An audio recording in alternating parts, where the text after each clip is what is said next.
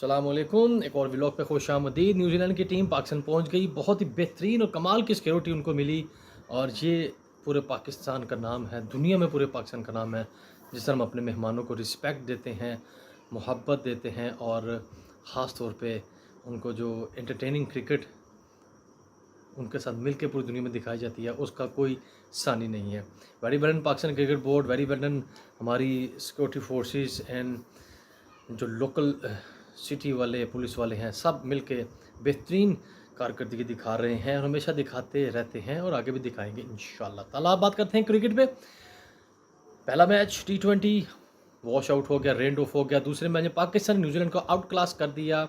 मज़ेदार कम्बिनेशन देखने को मिला बॉलिंग का, ख़ास तौर पे आमिर और शहीन का अच्छा लगा। दो लेफ्ट आर्म, नसीम शाह का भी में छोटा सा कैमियो, अच्छी क्रिकेट देखने को मिली। अपना अपना रोल प्ले किया शादाब खान ने, इफ्तिखार अहमद ने और इब्रार अहमद स्पिनर ने। 6 रेगुलर बॉलर खिलाए गए और उसके बाद दूसरी तरफ जो बैटिंग ऑर्डर उसमें साय मजूब एक तो फिर स्ट्रगल करते नज़र आए।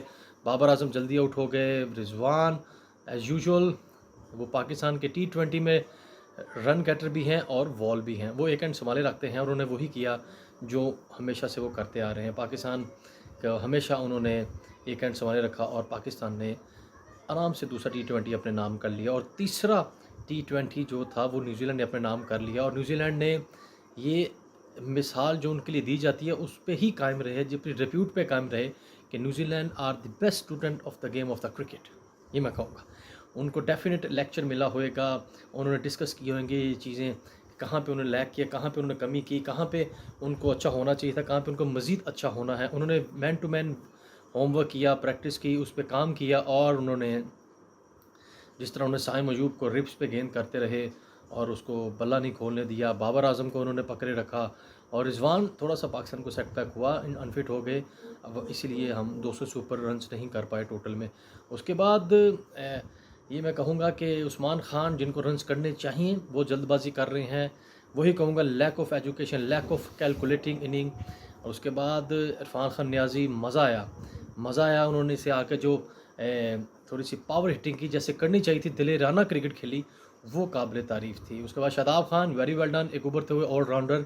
आप कह सकते हैं कि वो बॉलिंग तो नहीं, बैटिंग ऑलराउंडर हैं, क्योंकि बॉलिंग में वो चीज़ उनकी कभी भी नज़र नहीं है जैसे कि लेग स्पिनर की आनी चाहिए, जो पाकिस्तान हमेशा से मुश्ताक अहमद, दानिश कनेरिया, यासिर जैसे सीनियर स्पिनर प्रोड्यूस करता है लेग स्पिनर, उनमें उनका नाम तो नहीं आया और ना ही आना है, क्योंकि उनमें वो काट नहीं है उनकी बॉलिंग में। चलें, बैटिंग ऑलराउंडर नहीं, T20 वनडे में पाकिस्तान को काम दे दें। उसके बाद इफ्तिखार अहमद, तमाम बैटर की बात करूंगा, लेकिन ये कहूँगा कि पाकिस्तान ने इतना बड़ा टोटल खड़ा नहीं किया जितना खड़ा करना चाहिए था, टोटल जितना एक टोटल बोर्ड पे लगना चाहिए था। और दूसरा, न्यूजीलैंड ने टॉस जीत के पहले बॉलिंग ही की, लेकिन बाबर को यहाँ पर दिलेराना फैसला करना चाहिए था कि टॉस जीत के पहले बैटिंग करे, 200-250 रन करे, ताकि एक साइकोलॉजिकली इम्पैक्ट आता है ओपोनेंट पे, पूरी दुनिया पे पाकिस्तान का मैसेज जाता है कि अपने घर में खेल रहे हैं, अपनी home series, home crowd, home pitch, home condition, तो उसका फ़ायदा लेना चाहिए, ना कि बुज़दिलों की तरह जल्दी आउट करके फटाफट मैच मुकाओ। वो वाला हिसाब ख़त्म हो गया, वो क्रिकेट ख़त्म हो गई।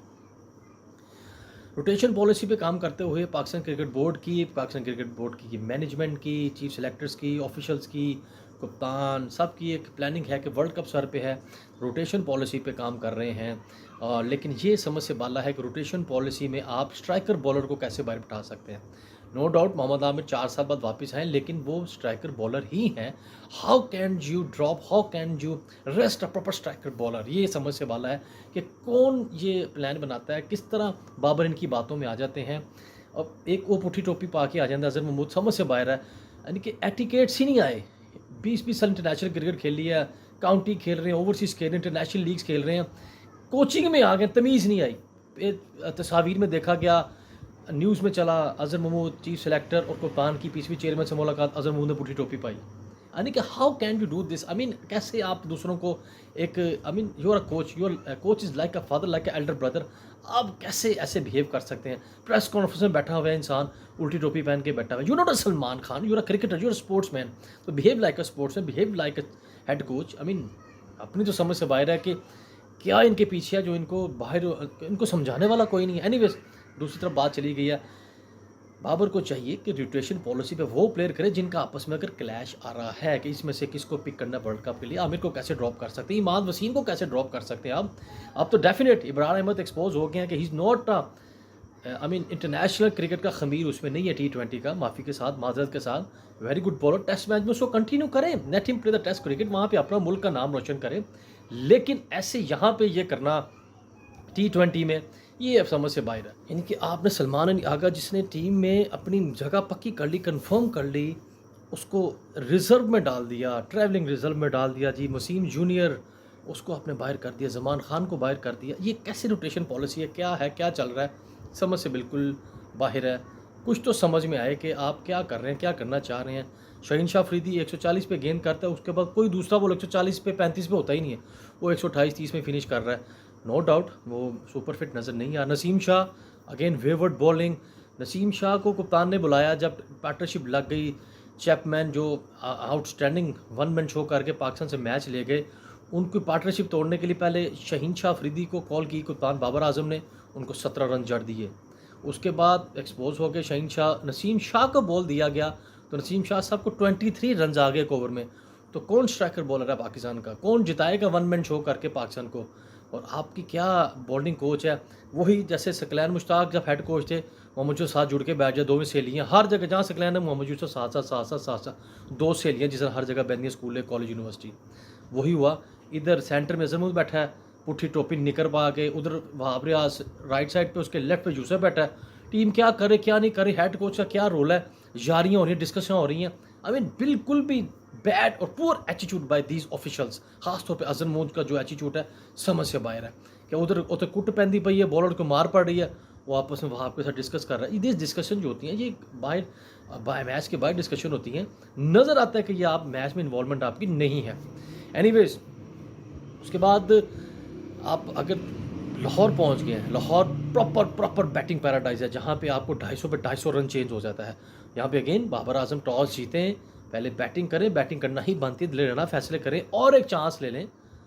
बाबर आप वन डाउन आने का, रिजवान को और अपने आप को ओपन करवा दें, साइम को वन डाउन कर दें अगर वो स्ट्रगल कर रहे हैं, क्योंकि दुनिया की one of the best opening जोड़ी हो गई आपकी। लेकिन वही बात आती है कि आप लोगों को पता नहीं कौन किस तरह समझाता है कि बेस्ट जोड़ी को आप चेंज कर लेते हैं। सिर्फ पेशावर जल्मी की एक ओपनिंग जोड़ी को, PSL की को आप पाकिस्तान जोड़ी बना देते हैं, और रिजवान हमेशा टीम के लिए हाजिर रहते हैं और उनको आप शफल कर देते हैं। उसके बाद फ़खर जमान वो भी बाहर बैठे हैं, उसामा मीर जो PSL के टॉप बॉलर हुए हैं वो भी बाहर बैठे हैं, इमाद वसीम बाहर बैठे हैं, कोई पूछने वाला नहीं है और इनको पता भी है कौन फिट है कौन फिट नहीं है।